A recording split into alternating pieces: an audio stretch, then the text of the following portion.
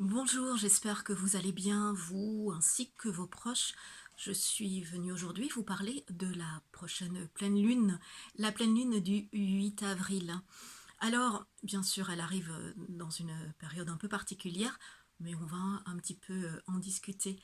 Donc, cette pleine lune de 2020, d'avril 2020, elle se produit le mercredi, donc mercredi 8 avril, à 4h35 heure de Paris et à 18 degrés 44 du signe de la Balance.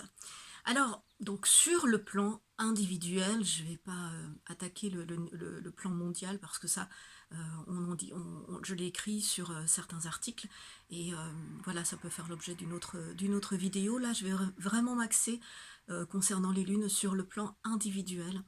Donc, quelles sont les influences de cette pleine lune du 8 avril? La pleine lune, tout d'abord en balance, de manière plus générale, la pleine lune en balance, elle se crée lorsque le soleil sur le zodiaque est en bélier et la lune se situe juste en face au degré près, donc en balance. Alors une pleine lune en balance est une pleine lune qui met en avant notre sens des responsabilités. Elle nous ramène au concret, elle nous rappelle nos obligations, surtout envers les personnes que nous aimons. Une pleine lune en balance nous pousse à bien faire le point sur nous-mêmes et surtout sur nos relations, puisque la balance, c'est la maison 7, l'équivalence de la balance, c'est la maison 7 en astrologie. La maison 7, la maison 1, c'est moi, et la maison 7, c'est moi plus l'autre. Donc, le signe de la balance est typiquement relationnel et nous relie à l'autre et nous appelle à faire le point. Donc, une pleine lune en balance nous appelle à faire le point sur euh, moi, comment je me situe par rapport à l'autre. Alors, elle nous demande, cette pleine lune en balance, de mieux définir ce que nous désirons des autres, mais aussi ce que nous pouvons nous-mêmes leur apporter. La pleine lune en balance nous incite donc à faire le bilan sur nos relations. Sommes-nous ou non cohérents avec ce que nous dégageons, ce que nous laissons entendre? N'en voyons-nous pas de signaux contradictoires, contradictoires avec nos attentes? C'est le moment donc de réaliser certains fonctionnements personnels et de corriger si nécessaire nos positionnements pour être plus clairs. Être plus clair avec nous-mêmes et bien sûr donc avec l'autre ou les autres. Donc plus précisément, petit zoom sur la pleine lune du 8 avril 2020. Lors de cette pleine lune du 8 avril, la pleine lune est carrée, donc mal reliée. C'est un aspect de tension à la conjonction de Jupiter et de Pluton en Capricorne. Alors pour rappel, on en a déjà parlé lors des vidéos précédentes. Donc ici, Jupiter et Pluton en Capricorne. Si la conjonction est en aspect négatif, comme ici c'est le cas, eh bien cela réveille les phobies, cela accentue les angoisses et cet aspect peut nous rendre obsessionnels. Alors c'est normal, vu la crise qui est liée au Covid-19 actuellement, que nous traversons actuellement. Alors on peut imaginer donc avec cette pleine lune en balance que nous allons vraiment devoir faire des efforts relationnels pour gérer nos inquiétudes par rapport au confinement ou selon où nous sommes sur cette terre à ce moment-là, par rapport à des mesures d'hygiène drastiques, à l'ambiance lourde que génère la peur de cette maladie. Alors, le soleil en bélier, il peut nous faire prendre conscience ou accentuer notre ras-le-bol, nous pousser à nous rebeller, nous inciter à péter les plombs pour certains, parce que c'est le soleil quand même en bélier, dans un signe assez belliqueux. Il peut nous pousser le soleil en bélier à revendiquer notre liberté individuelle, peu importe les règles de la communauté, de la vie de couple, etc. Mais en face, sur le zodiaque, eh bien, la lune en balance nous rappelle que nous devons prendre conscience que nous ne sommes pas seuls, justement, et que nous devons prendre soin de nos proches, que les autres sont de toute façon dans le même état d'impatience, de stress, de détresse que nous, et que nous devons donc tous composer pour ne pas aggraver la situation. Alors, nous devons donc continuer de prendre sur nous, au nom de la paix, au nom de l'harmonie, au nom de l'équilibre. Alors cela, je sais qu'il y a des gens qui écrivent et qui disent « oui, mais moi je suis seule », mais il me semble quand même que actuellement, même quand on est seul, on a Internet et on a des réseaux sociaux, donc on est quand même en interaction avec les autres, donc tout cela est bon également pour les personnes qui sont seules, qui ont d'autres personnes au téléphone, qui ont d'autres personnes via tous les moyens de communication actuels. Alors, cette pleine lune du 8 avril, Mercure et Neptune en Poisson devraient heureusement nous aider à rester solidaires. Alors, il devrait nous pousser à demeurer compréhensifs, mais donc autour du 8 avril, ça ira. Par contre, ensuite, Mercure va rentrer en Bélier à partir du 11 avril. Et là, nous risquons d'oublier un peu nos bonnes résolutions et nous serons tentés par plus d'égoïsme. Alors, impatience, nervosité, voire virulence peuvent alors nous envahir. Donc, dans ce ciel, on relève aussi que Mars, Saturne, conjoints en Verseau, sont mal reliés à Uranus en Taureau, mais heureusement bien reliés à Vénus en Gémeaux.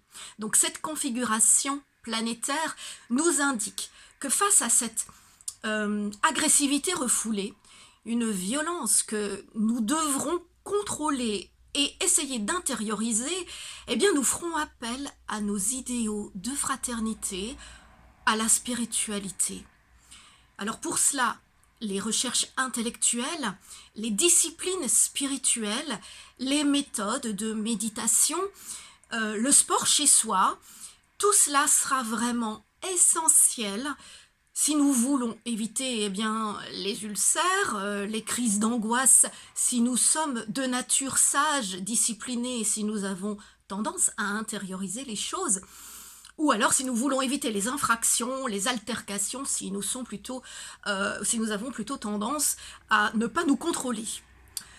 Donc tous ces aspects de cette pleine lune du 8 avril nous laissent penser que nous serons pour certains, pour beaucoup encore confrontés selon l'endroit où nous nous trouvons, sinon à un confinement, eh bien du moins à des mesures sévères, à des contrôles rigoureux concernant nos déplacements de la part des différents États. Donc, j'ai fait une petite mise au point rapide sur les différents signes. Donc, comment vont-ils vivre cette période autour de la pleine lune du 8 avril et durant les 15 jours qui suivent? Alors, tout d'abord, les signes de feu. Les signes de feu, ce sont les béliers, les lions et les sagittaires. Ils auront plus de mal à prendre patience et ils auront envie d'exploser, parfois de tout casser.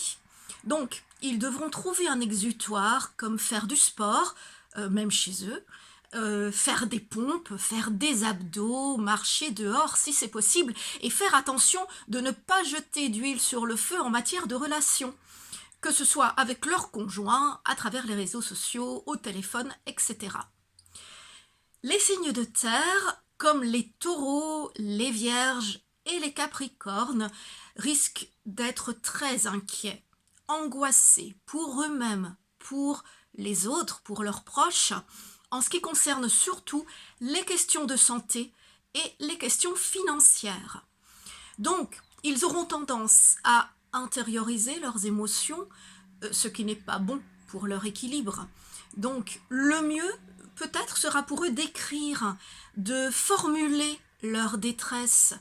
L'idée peut-être d'un mini-journal peut les séduire car ils n'auront pas forcément envie de partager leurs états d'âme, mais le fait de les formuler, de les écrire, pourrait vraiment les libérer. Donc, ils pourront aussi se calmer en mettant de l'ordre chez eux, en mettant de l'ordre dans leurs papiers, etc.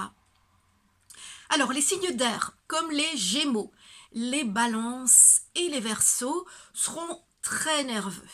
Ils auront tendance ils auront vraiment du mal à garder la paix dans les ménages et concernant les contrats, les réservations, les différents remboursements risquent d'entraîner des litiges. Donc le mieux pour eux sera de s'évader l'esprit en discutant avec leurs amis, en essayant de partager des jeux, en usant d'humour et de dérision, en regardant des films et non forcément les débats et les informations continuelles sur le virus, etc. Donc ils devront vraiment apaiser leur esprit et cela leur permettra vraiment de garder l'équilibre dans leur corps. Enfin, les signes d'eau, comme les cancers, les scorpions et les poissons, ils risquent de se noyer davantage entre obligations personnelles et professionnelles. S'ils travaillent à l'extérieur, ils risquent d'atteindre leurs limites et peuvent vraiment se décourager. Alors s'ils font du télétravail, s'ils ne travaillent plus, des frustrations, des angoisses, une violence intérieure peuvent vraiment remonter en vagues difficilement contrôlables. Donc, le mieux pour eux, ce sera d'opter pour les sports doux, le stretching, la méditation, la sophrologie, un peu de danse, la créativité pour vraiment vous apaiser intérieurement. Alors voilà pour les influences de cette pleine lune qui, comme vous l'avez compris, a tendance à exacerber les tensions et le mal-être, mais qui nous demande beaucoup d'efforts sur nous-mêmes. Donc ne cédons pas à la panique, ne cédons pas au désespoir, ne cédons pas au comportement irresponsable. C'est ce que cette pleine lune nous dit.